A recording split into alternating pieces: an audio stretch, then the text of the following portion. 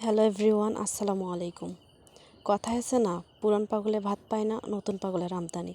তো যাই হোক, রোদের তাপে কেউ দেখতেছি ডিম ভাজি করতেছে, কেউ আবার মাছ ভাজি করতেছে। সো আমিও ডিফারেন্ট কিছু করার ট্রাই করলাম। সূর্য মামা যখন মাথার উপরে, তখন আমি একটা বাটিতে করে 1 বাটি পানি এনে ছাদের উপরে রেখে দিয়েছিলাম প্রায় 2 থেকে আড়াই ঘন্টার মতো। তারপর লবণ, চিনি, চা পাতা, তেজপাতা, লেবু পাতা এনে দেখতেছি পানি মোটামুটি গরম হয়ে গেছে। তারপর আমি এখানে চিনি দিলাম, পরপর চা পাতা, প্রায় সব কিছু দিয়েছিলাম। দেওয়ার পর আমি একটু সময় রেখে দিয়েছিলাম যে আসলে কি চা হবে কি না দেখার জন্য।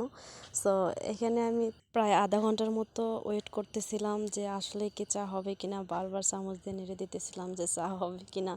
তারপর আমি মিষ্টিটা দেখলাম, অবশ্যই মিষ্টি হয়ে গেছে।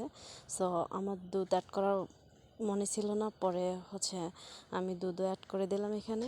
আমি আবারও 10 মিনিটের মতো ওয়েট করলাম দুধ দিয়ে যে চাটা কীরকম হবে কি হবে না। দেন আমি বারবার দেখতেছিলাম আসলে কি চা হবে কি হবে না। ওয়েট করতে করতে আমি আকাশটা দেখতেছিলাম। সো তারপর 10 মিনিট পর আবারও নাড়তেছি। দেন চা হয়ে গেছে। আসলে বাটিটা অনেক গরম হয়ে গেছিলো। আমি এখানে একটা কাপড় দিয়ে ধরছিলাম। সো এখানে একটা ছাঁকনির সাহায্যে আমি সেঁকে নিতেছিলাম চাগুলা। দেখেন আসলে কিন্তু চা হয়ে গেছে। সো এখন ট্রাই করার পালা যে কেমন হয়েছে কিনা।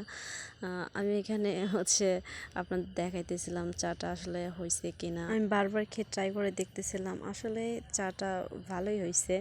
সো আপনারা ট্রাই করবেন যে আসলে কি রোদের মাঝে চা হয় কি না, জানাবেন যে রোদের মাঝে চা হবে কি হবে না। এটাই হলো আমার রোদের তাপে চা বানানোর ডিফারেন্ট এক্সপেরিমেন্ট। সবাই ভালো থাকবেন। আল্লাহ হাফেজ।